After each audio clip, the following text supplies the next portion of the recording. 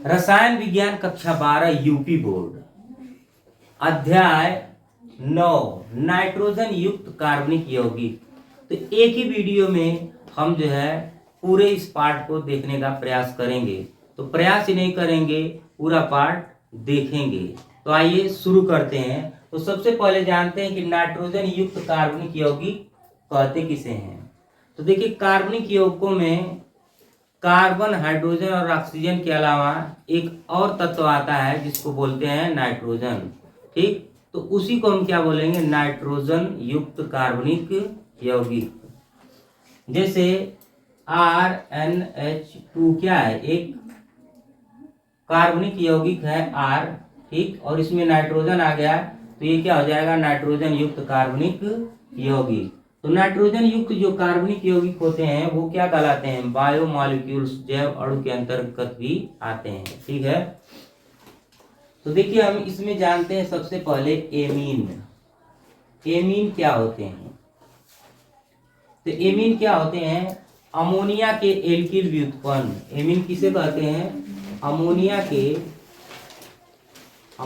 के एल्किल व्युत्पन्न। अमोनिया के एल्किल व्युत्पन्न क्या कहलाते हैं, एमीन कहलाते हैं। अमोनिया का सूत्र क्या होता है, NH3। अमोनिया का सूत्र क्या होता है, NH3।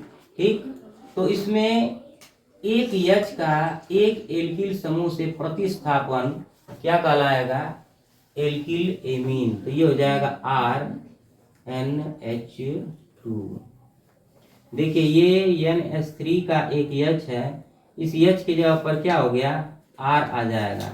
तो ठीक, तो ये क्या हो गया, एल्किल व्युत्पन्न हो गया किसका, अमोनिया का। तो इसको हम क्या कहेंगे, एल्किल एमीन कहेंगे। क्या कहेंगे, एल्किल एमीन।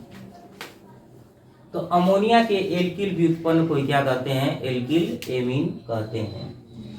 अब देखिए, एक हाइड्रोजन जो है एक एल्किल समूह से प्रतिस्थापित हुआ है तो उसको क्या कहेंगे, एल्किल एमीन कहेंगे। लेकिन कौन सा एल्किल एमीन कहेंगे, तो देखिए जब RnH2 है तो उसको हम कहेंगे 1 डिग्री एमीन, या इसको कहेंगे प्राथमिक एमीन। प्राथमिक एमीन। और जब दो हाइड्रोजन जो है एल्किल ग्रुप से प्रतिस्थापित होंगे तो उसको हम कहेंगे 2 डिग्री एमीन, या द्वितीयक एमीन। द्वितीयक एमीन।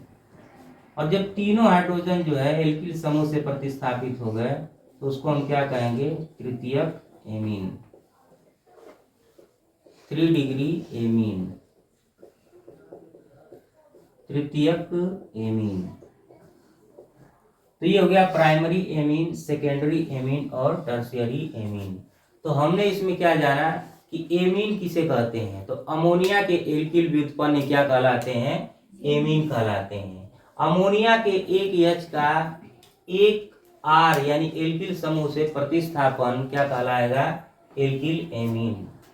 इस R की जगह पर आप क्या रख सकते हैं, CH3, C2H5। ये R क्या है, एल्किल समूह है। R क्या है, एल्किल समूह। ठीक, एल्किल समूह का सामान्य सूत्र क्या होता है, CnH2n+1। एल्किल समूह का सामान्य सूत्र क्या होता है, CnH2n+1। और एल्किल समूह क्या होता है, कार्बनिक भाग होता है। ये है कार्बनिक भाग, और उसमें एमीन ग्रुप जुड़ गया NH2। ठीक, तो एक भाग हो गया कार्बनिक भाग R, और ये क्या हो गया NH2, एक ग्रुप हो गया समूह, ये कार्बनिक भाग हो गया। ठीक, तो इस सम्मिलित भाग को हम पूरा क्या कहेंगे, नाइट्रोजन युक्त कार्बनिक यौगिक कहेंगे। नाइट्रोजन युक्त कार्बनिक यौगिक, जिसमें मुख्य यौगिक होता है एथिल एमीन, एनिलीन। तो हम पढ़ेंगे प्रयोगशाला में एथिल एमीन बनाने की प्रयोगशाला विधि।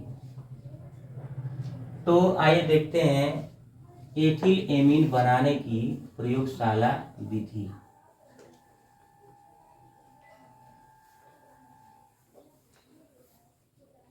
एथिलेमीन बनाने की प्रयोगशाला विधि।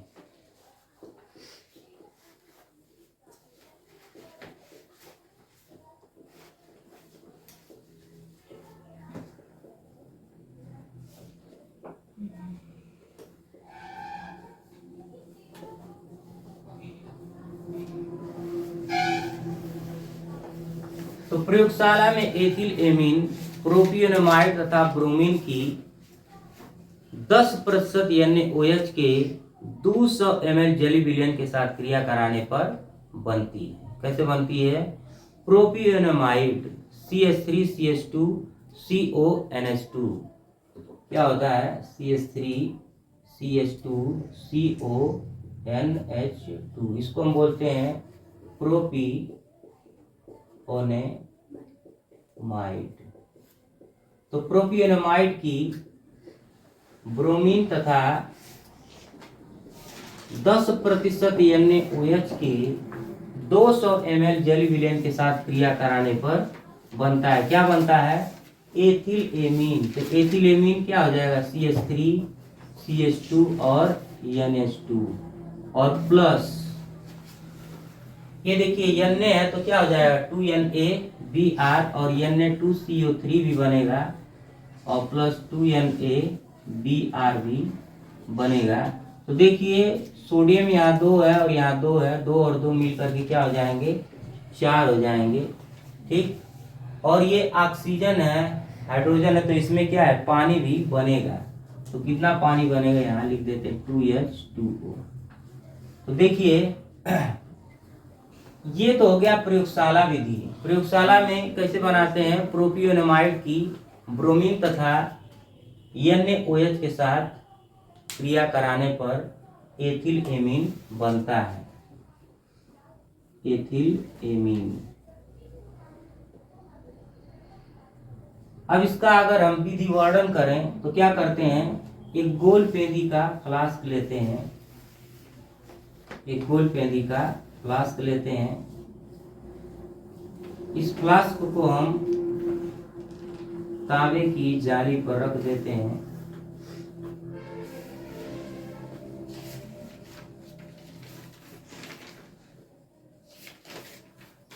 और इसको हम जल उष्मक में रख करके बर्नर की सहायता से क्या करेंगे? गर्म करेंगे।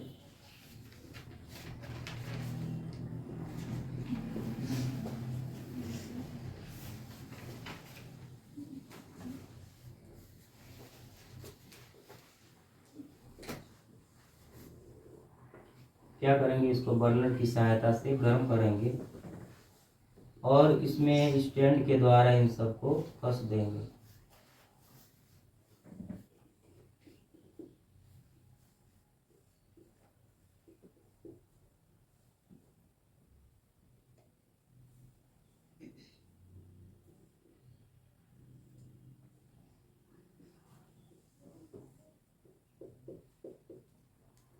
और इसमें देखिए एक थिसिल कीप होगी, थर्मामीटर लगी हुई।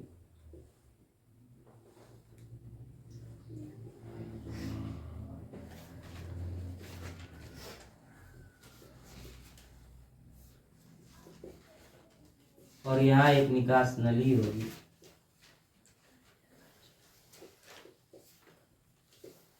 ये थिसिल कीप है। इस थिसिल कीप की मदद से क्या करेंगे? NaOH का जेली विलयन इसमें धीरे धीरे डालेंगे और ये क्या हो गया? CH3CH2 CONH2 और प्लस Br2। अब इसको जो है यहाँ भी स्टैंड के द्वारा इसको कस देंगे।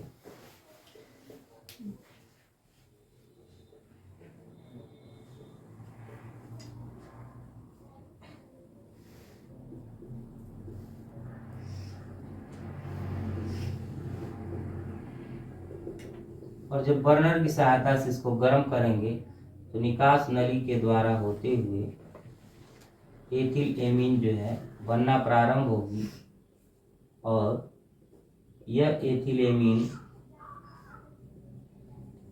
तनु HCl के भरे एक ग्राही पात्र में एकत्रित कर ली जाएगी।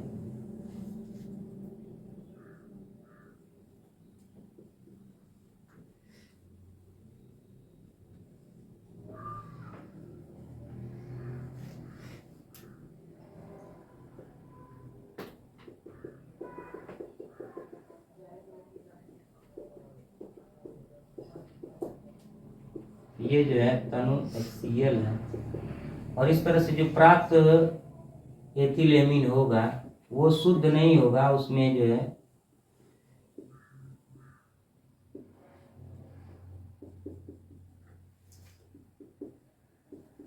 HCl की अशुद्धियां भी मिली रहेंगी। तो देखिए क्या करते हैं, 18 ml जो है हम क्या करेंगे, ब्रोमीन ले लेंगे और 20 ग्राम जो है सोडियम प्रोपियोनेमाइड। तो 20 ग्राम प्रोपियोनेमाइड क्या होता है, प्रोपियोनेमाइड, और 18 ml ब्रोमीन जो है द्रव अवस्था में होता है, तो 18 ml ब्रोमीन और 20 ग्राम प्रोपियोनेमाइड गोल पेंदी के फ्लास्क में लेकर थिसिल कीप की सहायता से 10% NaOH का 200 ml जली विलयन, 10% NaOH का 200 ml जली विलयन क्या करते हैं, थिसिल कीप की सहायता से इस गोल पेंदी के फ्लास्क में डालते हैं और इसे बर्नर की सहायता से धीरे धीरे गर्म करते हैं। बर्नर की सहायता से क्या करते हैं, धीरे धीरे गर्म करते हैं, तो एथिल एमीन बनना प्रारंभ होती है जो तनु HCl से भरे ग्राही पात्र में एकत्रित कर ली जाती है। लेकिन इस तरह से प्राप्त जो एथिल एमीन होता है वो शुद्ध नहीं होता है। इसका हम क्या करते हैं, NaOH के साथ पुनः जब आसवन कराते हैं तब जाकर के हमें शुद्ध एथिल एमीन प्राप्त होता है। तो ये हो गया विधि वर्णन। तो क्या इस तरह से प्राप्त एथिल एमीन पूर्णतः शुद्ध होता है, तो शुद्ध नहीं होता है। इसका क्या कराते हैं, तनु HCl के साथ आसवन कराएंगे तब जाकर के हमें शुद्ध एथिल एमीन बन करके प्राप्त होगा। तो ये हो गया एथिल एमीन बनाने की प्रयोगशाला विधि। और इसी विधि को हम क्या कहते हैं, हाफ मैन ब्रोमाइड अभिक्रिया भी कहते हैं। इसे क्या कहते हैं, इसे हाफ मैन ब्रोमाइड अभिक्रिया कहते हैं। हाफ मैन ब्रोमाइड अभिक्रिया भी कहते हैं।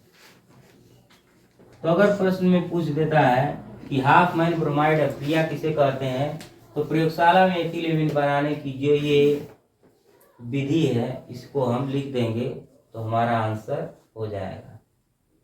विधि वर्णन अगर इसका लिखना रहेगा तो चित्र में जो जो चीजें दिख रही हैं उसी को बस क्या करना है, वर्णन कर देना है। तो ये आपका क्या है, बर्नर है, ये क्या है, थिसिल कीप है, और ये क्या है, आसवन फ्लास्क है, गोल पेंदी का फ्लास्क, गोल पेंदी का फ्लास्क है, गोल पेंदी का फ्लास्क, और ये जो है जल उष्मक पर रख करके इसको गर्म किया गया है।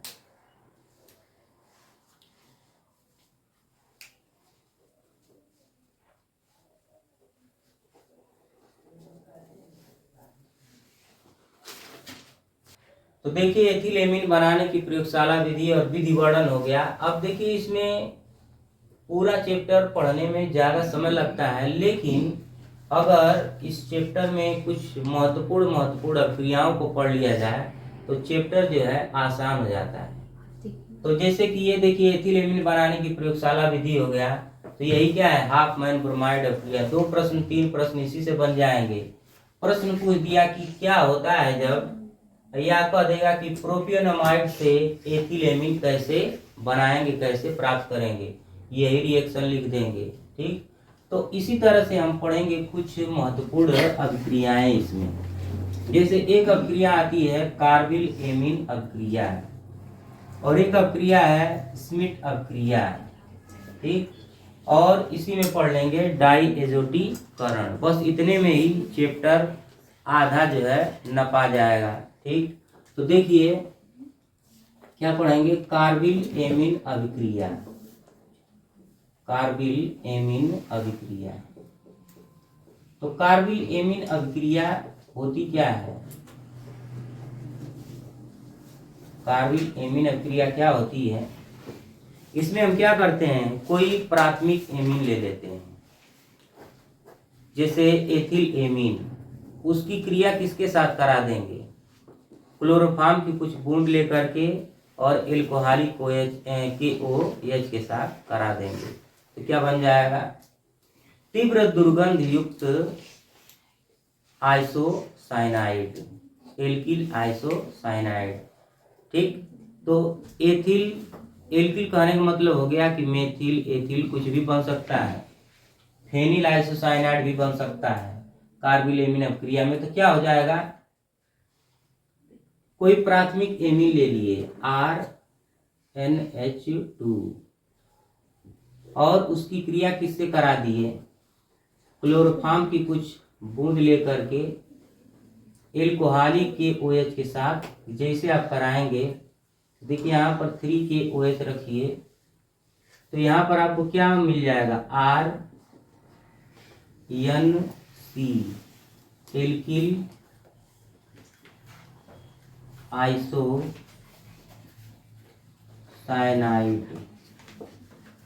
और प्लस, या देखिए 3 क्लोरीन है तो यहाँ पर बन जाएगा 3KCl और 3 ही पानी बनेगा 3H2O।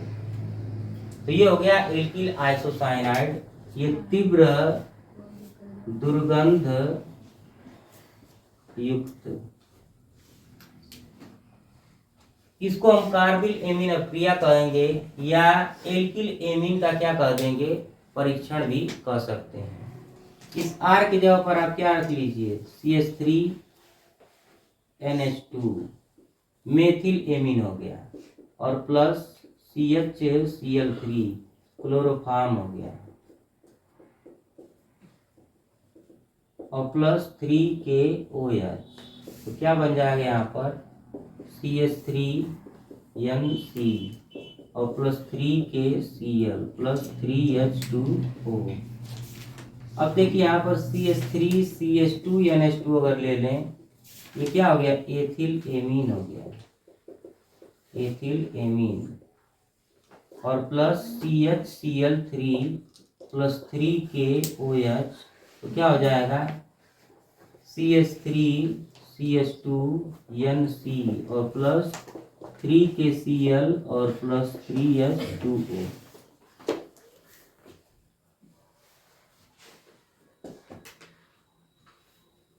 तो ये एथिल आइसोसाइनाइड हो गया, एथिल आइसोसाइनाइड। इस सब की गंध कैसी होती है, दुर्गंध युक्त होते हैं ये सब। तो कार्बिल एमीन परीक्षण अगर कहेगा तो क्या कहेंगे, किसी प्राथमिक एमीन की क्रिया एल्कोहलिक KOH तथा क्लोरोफॉर्म की कुछ बूंद के साथ जब कराते हैं तो तीव्र दुर्गंध युक्त एल्किल आइसोसाइनाइड का बनना ही कार्बिल एमीन अभिक्रिया कहलाता है। अब देख लेते हैं स्मिथ अभिक्रिया। स्मिथ अभिक्रिया का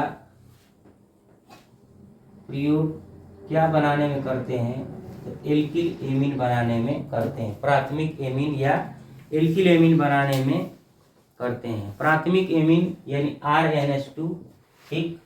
तो कार्बोक्सिलिक अम्ल RCOOH और हाइड्राजोइक अम्ल N3H हाइड्राजोइक अम्ल। तो कार्बोक्सिलिक अम्ल की क्रिया किसके साथ करा दीजिए, कार्बोक्सिलिक अम्ल की क्रिया हाइड्राजोइक अम्ल के साथ कराने पर प्राथमिक एमीन का बनना RnH2 प्लस N2 भी बनेगा, ठीक, और प्लस CO2 भी बन जाएगा। RnH2 plus N2 plus CO2। तो ये जो RnH2 है ये क्या है? प्राथमिक एमीन है। क्या है? प्राथमिक एमीन। कार्बोक्सिलिक अम्ल की क्रिया हाइड्रोजोइक अम्ल के साथ कराने पर प्राथमिक एमीन का बनना क्या कहलाता है? स्मिथ अपक्रिया कहलाता है। अब ये जो क्रिया है वो किसकी उपस्थिति में होती है? यहाँ पर लिख देते हैं उसको कि सांद्र H2SO4 की उपस्थिति में ये क्रिया होती है और इसको गर्म करके बनाते हैं। तो देखिए लिखेंगे कैसे? कार्बोक्सिलिक अम्ल की क्रिया सांद्र H2SO4 के उपस्थिति में हाइड्रोजोइक अम्ल के साथ कराने पर प्राथमिक एमीन का बनना स्मिथ अपक्रिया कहलाता है। क्या कहा गया? कि कार्बोक्सिलिक अम्ल की क्रिया सांद्र H2SO4 के साथ हाइड्रोजोइक अम्ल के सांद्र H2SO4 की उपस्थिति में हाइड्रोजोइक अम्ल के साथ कराने पर प्राथमिक एमीन का बनना स्मिथ अपक्रिया कहलाता है। अब देखिए R की जगह पर आप चाहें तो लिख सकते हैं CH3COOH और प्लस N3H और यहाँ ये क्या रहेगा? सांद्र H2SO4 और उसको हीट कराएंगे तो बन जाएगा CH3NH2 और प्लस N2 और प्लस CO2। तो ये हो गया स्मिथ अपक्रिया, कार्बिल एमीन अपक्रिया। और एक देखते हैं हम इसमें डाईएजोटीकरण। तो इसके देखने के बाद देखेंगे डाईएजोटीकरण क्या होता है। तो चलिए देखते हैं कार्बिल एमीन अपक्रिया स्मिथ अपक्रिया के बाद डाईएजोटीकरण। डाईएजोटीकरण क्या होता है? बहुत बार प्रश्न इस पर पूछा जाता है। तो देखिए डाईएजोटीकरण, डाईएजोटीकरण। तो डाईएजोटीकरण क्या है? देखिए NH2 का N2X समूह से प्रतिस्थापन क्या कहलाता है? डाईएजोटीकरण कहलाता है। डाईएजोटीकरण कहलाता है। तो देखिए एनिलीन का यहाँ पर R रहेगा, RnH2 का। तो देखिए NH2 का क्या हो गया? N2X से प्रतिस्थापन हो गया, यही एजो ग्रुप है। N2X क्या हो गया? एजो ग्रुप है। तो इसको बनाने के लिए हम सबसे पहले क्या करते हैं?